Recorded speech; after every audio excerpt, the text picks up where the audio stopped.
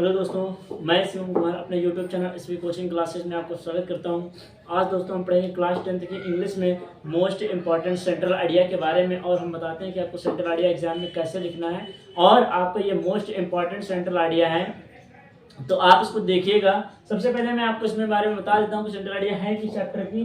तो ये central idea आपके डस्ट ऑफ स्नो, बर्फ के कण। और इसके जो पोएट्स हैं, इसके जो पोएट हैं कौन है आपको पता है। इसके जो पोएट हैं रॉबर्ट फ्रॉस्ट हैं। देखिए, डस्ट ऑफ स्नो और फायर एंड आइस दोनों के जो पोएट हैं वो डस्ट ऑफ स्नो हैं। तो आपको ये पता चल गया। अब दोस्तों हम आइए देखते हैं अपने सेंट्रल आइडिया के बारे में और देखते हैं सेंट्रल आइडिया को हम कैसे लिखते हैं। देखिए लिखा गया है, तो ये सेंट्रल आइडिया है। उम्मीद करते हैं ये जो सेंट्रल आइडिया है इसमें चैप्टर में क्या हुआ है, इस पोएम में क्या हुआ है आपको पता होगा। चलिए मैं रिवाइज करा देता हूँ। तो इसमें होता क्या है, एक पेड़ होता है जिसको हेमलॉक ट्री, हेमलॉक ट्री को धतूरे का पेड़ कहते हैं। हेमलॉक मीन्स होता है धतूरा और ट्री मीन्स पेड़। तो धतूरे का पेड़ हो गया, तो उसमें होता क्या हेमलॉक ट्री में, हेमलॉक ट्री के ऊपर एक कावा बैठा होता है, क्रो बैठा होता है, और नीचे हमारे पोएट होते हैं कौन, रॉबर्ट फ्रॉस्ट बैठे होते हैं। तो वहां पर जब वो दुखी दिशा में होते हैं तो वह ऊपर बैठकर हेमलॉक ट्री में जो डस्ट ऑफ स्नो होती है वो आती कहाँ से, जब ओस हमारी गिरती है तो वही है बर्फ के कण मीन्स ओस, जो छोटे जो ओले होते हैं उसी पर थे। उसने जब हेमलॉक ट्री को सूख किया मीन्स हिलाया, तो जो बर्फ के कण हैं वो जा करके कवि के ऊपर गिर जाते हैं। तो वह जब दुखी दिशा में था तो उसका हृदय या उसका जो मन है वो परिवर्तित हो गया। यही आपके चैप्टर में इस पोएम के बारे में बताया गया। तो आइए हम बिना देर करते हुए शुरू करते हैं और देखते हैं सेंट्रल आइडिया को क्या है। सेंट्रल आइडिया तो देखिए लिखा है मैंने, the poem dust of snow. देखिए सेंट्रल आइडिया आएगी तो पोएम का नाम और पोएट का नाम, इनको आप थोड़ा हाईलाइट करके लिखेंगे तो आपका नंबर अच्छा गेन होगा। तो इस वजह से देखिए मैंने भी हाईलाइट किया है, एक पोएम का नाम, दूसरा आपके राइटर्स मीन्स पोएट का नाम। तो इनको आप हाईलाइट कर दीजिएगा मीन्स किसी दूसरे पेन से, या ब्लैक में, अगर आप ब्लू से लिख रहे हैं तो आप व्हाइट से उसको ब्लैक से लिख दीजिएगा।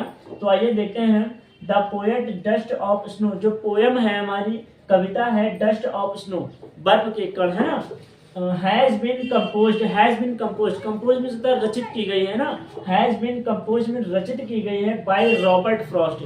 किसके द्वारा, रॉबर्ट फ्रॉस्ट के द्वारा। तो ये हो गई द पोएम एक्सप्रेसेस, जो पोएम हमारी कविता है एक्सप्रेसेस वो बताती है या व्याख्या करती है इंपॉर्टेंस ऑफ स्मॉल थिंग्स, छोटी छोटी चीजों के महत्व के बारे में है ना, छोटी छोटी चीजों के महत्व को क्या करती है, व्याख्या करती है या उसके बारे में बताती है। इट मीन्स या कैन मिल सकती है, चेंज वंस एटीट्यूड, यह किसी व्यक्ति के दृष्टिकोण को बदल सकती है या परिवर्तित कर सकती है। देखिए इट मीन्स या कैन मिल सकती है, चेंज मीन्स बदल सकती है या परिवर्तित कर सकती है, वंस एटीट्यूड मीन्स किसी के भी या किसी व्यक्ति के, एटीट्यूड मीन्स होता है दृष्टिकोण, तो किसी भी व्यक्ति के दृष्टिकोण में परिवर्तन कर सकती है या किसी भी व्यक्ति के दृष्टिकोण में बदलाव कर सकती है। तो ये आपका हो जाएगा एटीट्यूड मीन्स दृष्टिकोण, ये आपका हो जाएगा। फिर उसके बाद the poet admires the beauty of snow, the poet जो कवि है एडमायर्स वो प्रशंसा करता है द ब्यूटी ऑफ स्नो,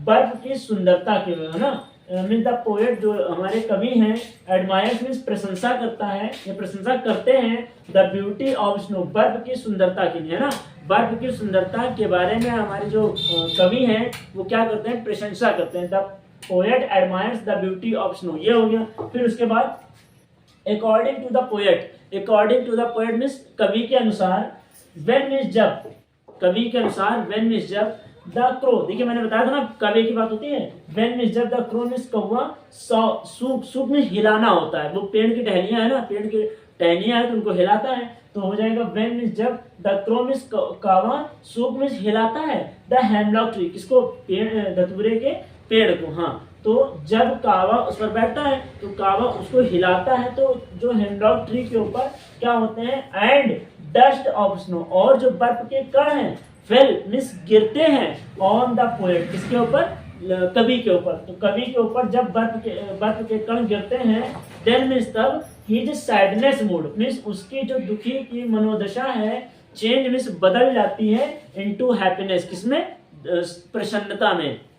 देखिए मीन्स अभी तक क्या था, जो हमारा लेखक है ना, लेखक है या कवि है पेड़ के नीचे बैठा है तो वो दुखी दिशा में बैठा है, मीन्स दुखी है। अब आता है, कौवा आता है और हेमलॉक ट्री को हिला देता है, तो जो बर्फ के कण हैं उसके ऊपर गिरते हैं, तो उसका जो दुखी मन है वो हैप्पीनेस में या प्रसन्नता में बदल जाता है। तो यही आपकी स्टोरी थी और यही एक सेंट्रल आइडिया थी। एक बार हम फिर से देख लेते हैं, फिर हम जो है आगे चलते हैं। तो देखिए लिखा है the poem dust of snow में, जो कविता है डस्ट ऑफ स्नो में बर्फ के कण की जो कविता है, हैज बीन कंपोज्ड बाय, वो रचित की गई है रॉबर्ट फ्रॉस्ट के द्वारा। द पोएम एक्सप्रेसेस, जो पोएम है एक्सप्रेसेस में व्याख्या करती है टू द इम्पोर्टेंस मीन्स महत्व के बारे में, द स्मॉल थिंग्स, छोटी छोटी चीजों के महत्व के बारे में व्याख्या करती है।